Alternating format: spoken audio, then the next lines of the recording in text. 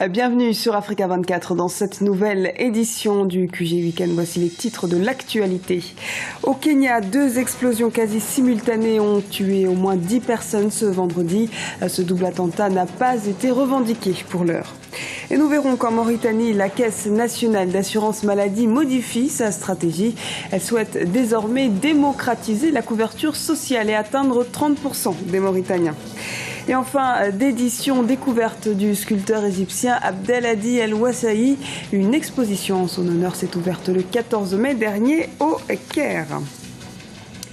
Sommet extraordinaire contre le terrorisme en Afrique. Les présidents du Nigeria, du Niger, du Cameroun, du Tchad et du Bénin sont à Paris ce samedi pour prendre part au sommet sur la sécurité au Nigeria.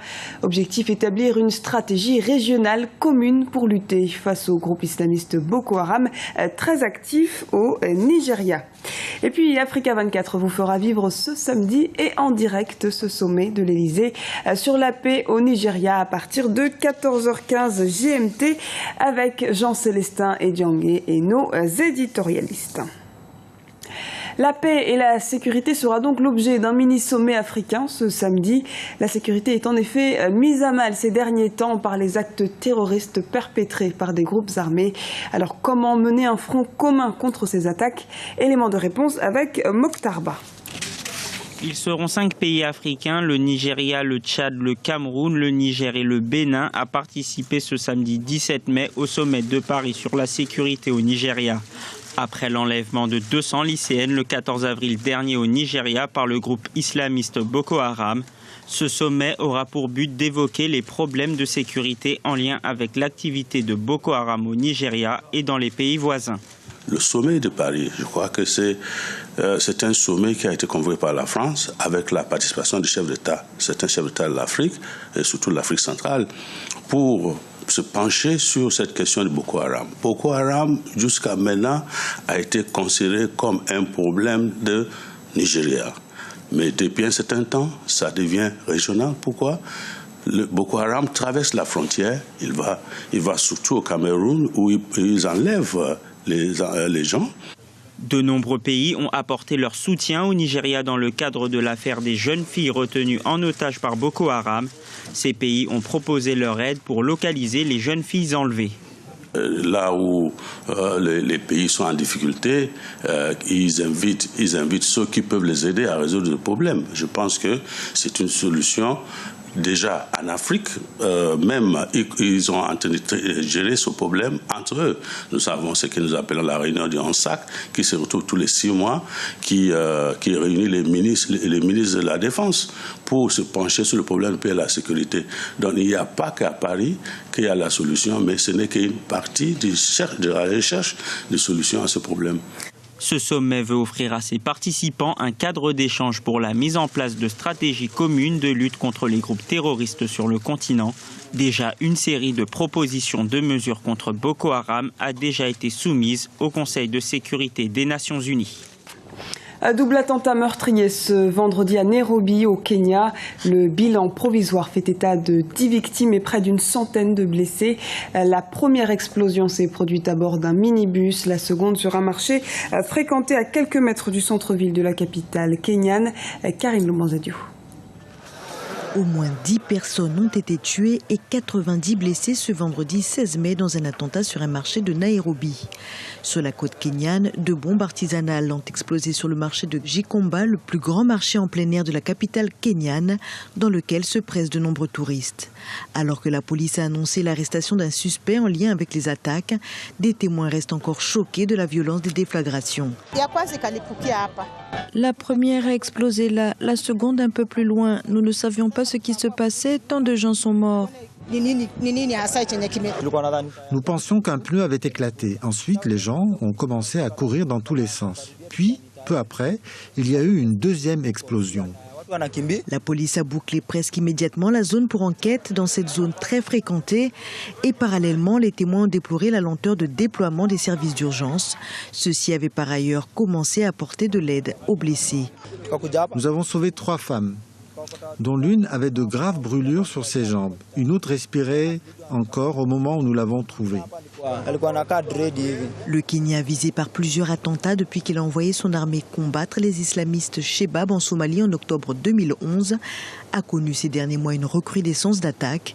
Début mai, pas moins de 7 personnes avaient été tuées et une centaine de blessés par l'explosion de bombes contre un bus et un hôtel intercontinental à Mombasa. En Mauritanie, la Caisse nationale d'assurance maladie souhaite atteindre les couches les plus défavorisées de la population. Avec 10% d'assurés, elle souhaite aujourd'hui améliorer ses offres pour satisfaire la majorité des Mauritaniens à l'horizon 2018. Reportage de Franck Noudofina, notre correspondant en Mauritanie. La Caisse nationale d'assurance maladie de la Mauritanie revoit à la hausse ses objectifs afin d'offrir ses services à un plus grand nombre de citoyens. De 70 000 en 2012, le nombre de personnes prises en charge par la CNAM s'évalue aujourd'hui à plus de 300 000, soit près de 10% de la population mauritanienne. Afin de redéfinir une nouvelle stratégie de soutien à la santé des citoyens mauritaniens, la CNAM compte s'appuyer sur les structures sanitaires présentes dans le pays.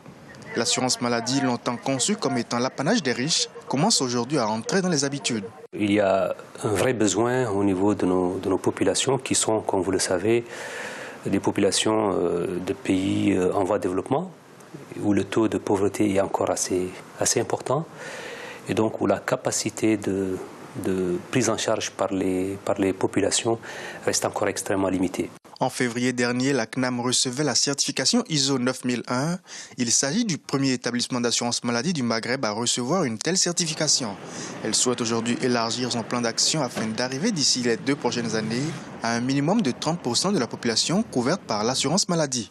Pour y arriver, elle entend d'abord améliorer ses prestations, qui restent pour le moment diversement appréciées. Moi, j'ai fait une coronarographie à l'hôpital Cheikh Zayed à 90%. Je n'ai payé que 10%. Ça, c'est rien du tout. L'étranger, j'ai été évacué en Tunisie pour des problèmes cardiovasculaires. Je porte actuellement 3 pontages coronariens gratuitement. Les malades, quand ils achètent leurs médicaments ou quand ils font certaines analyses, le remboursement tarde à venir. Le second, c'est que certaines analyses qui ont été effectuées par les malades ne sont même pas remboursées. La CNAM, dans sa stratégie de développement, a entamé le processus d'assurance maladie par les agents de l'administration publique et les cadres de l'État. Aujourd'hui, ce processus prend en compte les acteurs du secteur privé et des professions libérales. L'objectif d'ici les 4 prochaines années est d'arriver à prendre en charge les couches les plus défavorisées de la population. Dans l'actualité également, révision du protocole sur la libre circulation de la CEDEAO. Il est notamment question de retirer l'exigence d'un titre de séjour. Selon l'actuel protocole en vigueur depuis 35 ans, le droit de résidence et d'établissement donne uniquement aux citoyens de la communauté le droit de se rendre dans les pays de la région pour une période de 90 jours sans visa. Ouverture d'une exposition présentant l'œuvre du sculpteur égyptien Abdel Hadi El Ouazahi. Son œuvre la plus spectaculaire célèbre une amitié, celle du sculpteur avec un grand nom de la littérature égyptienne, Taha Hussein. Portrait découverte avec Flore Onissa. Les œuvres d'Abdel Hadi El Ouazahi sont présentées au public égyptien depuis ce mercredi dans la capitale, le Caire. L'exposition comprend des sculptures, des tableaux et couvre pas moins d'un demi-siècle de carrière. C'est la copie exacte de son atelier. Ce sont les mêmes équipements, les mêmes étagères faites à la main. El Ouazahi fait figure d'exemple, surtout pour les prochaines générations. Il est l'un des symboles exceptionnels de l'histoire des arts visuels en Égypte. Abdel Hadi El Ouazahi est décédé en 2013 à l'âge de 77 ans. La sculpture qu'il a réalisée pour l'écrivain égyptien Taha Hussein est l'une des plus emblématiques. Le clou de cette exposition est la statue de Taha Hussein. Il a passé 15 ans à la sculpter. La statue a été achevée après sa mort en 1995 car il y avait quelques retouches à faire. L'esprit de cet artiste, son intellect, sa vision ont un impact fort sur notre société. Son art était philosophique. Les yeux de la statue de Taha Hussein ont une signification bien particulière car son ami écrivain était aveugle. On comprend mieux la dimension de cette œuvre lorsqu'elle est exposée au soleil. Les yeux prennent alors une expression très particulière. Ça crée de nouvelles sensations et on regarde alors la statue d'une toute autre façon. Abdelhadi El Ouachaï est né dans le gouvernorat du delta du Nil de Dakhléa. Il a étudié à la faculté des Beaux-Arts du Caire avant de poursuivre ses études à l'Académie royale des Beaux-Arts de San Fernando à Madrid, en Espagne.